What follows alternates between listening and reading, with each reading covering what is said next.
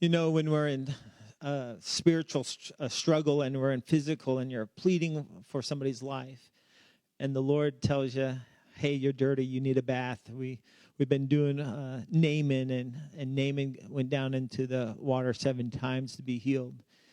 And it's at those times in struggles that God cleans us. And Carol, you were sharing about how God healed Dean. Mm-hmm.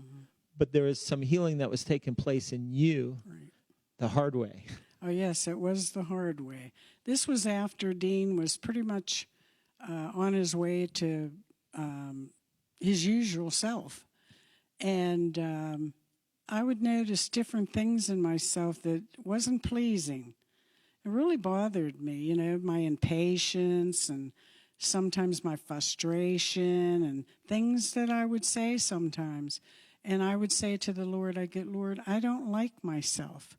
I don't like it. And I said, it isn't of you. This is not of you. And I said, I need cleaning. I need you to clean me up. I don't want to be like this. And so different times I would notice I would try not to say something. You know what I mean? And then it would just pop out. No matter what, it would come around. And I said to the Lord, I said, I know what the problem is. The problem is that this is of Carol and it's not of the Holy Spirit. And I said, I need the Holy Spirit to clean me up, to convict me right away, to show me right away. And he did. He's working on me. I mean, I'm not perfect because I'm in this flesh. But I did notice, I said, you know, Lord, I think some of this with Dean was for me. For me, for lessons. I really do, for lessons.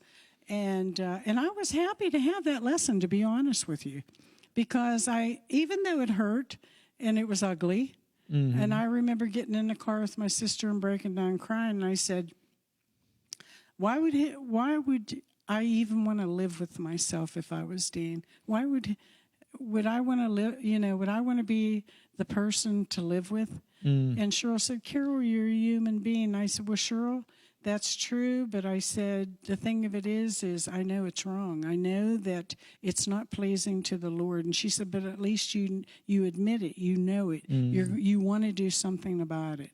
And I knew that. I knew I wanted to do something about it. And I did have to remember that I'm human.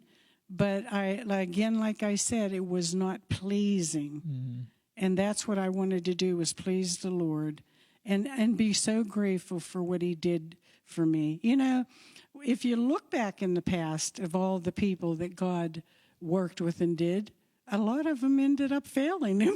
Mm-hmm. Yes. And Carol Brinker's another one. And I'm another one. So I mean, it really was a blessing for the Lord to open up my eyes to this, and he still does. He still does. And I really appreciate it. And that's about all When we were talking before, you said something I think was really important. What was that? Was that you couldn't do it yourself. Oh. That the Lord had to change you. In other words, you tried to change your language. You tried to change what frustrated you. But it's something that only the Lord did. That's true. That's true, because I had been taught so much.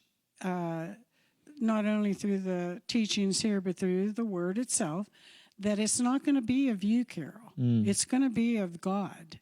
And if you want it to be the real thing, then let it be of God. You cannot change yourself. Only the Spirit of God can change man. And I knew enough and had enough knowledge to know that I can only be changed through Christ and through his Spirit. And that's what I wanted him to do. I said, do it through your Spirit, you know, make me aware. Can you give us one example where he did that, where you had a Christ-like reaction and you knew it was the Lord and not yourself? Well, it was after I had already gone to him and said, Lord, I need you through your Spirit. I would notice the next day or whatever, I was more patient. You know what I mean? Right. I would say to myself, watch your tongue, watch how you say it. you know, just different. Sometimes I was thankful that Dean did have a hearing problem. But anyhow, that's how I would notice through. And, you know, thing about it is, as a Christian, you notice your maturity. You notice what's going on in your life, and you're happy for it. It hurts to go through, and you don't like it. Right. But it's something that you have to go through, and every human being has gone through it. And we keep going through it. We will go through it till the day of redemption. And I'll be thankful for that day when I no longer have to think about that stuff. Well, thank you for sharing today. The inner cleansing, the healing that happens on the inside. And sometimes we go through some really rough stuff. Carol went through some really rough stuff, and she was pleading for the Lord not only for her husband, but also for her spiritual soul, that her husband would have a wife that would speak love and be Christ to him. And when we see those things, we can always go to Jesus, our healer. Thank you for listening. And I just want you to know that Jesus can wash all of us. And there's nobody so bad that he can't, and there's nobody so good that doesn't need it. Thank you for listening. Thank you.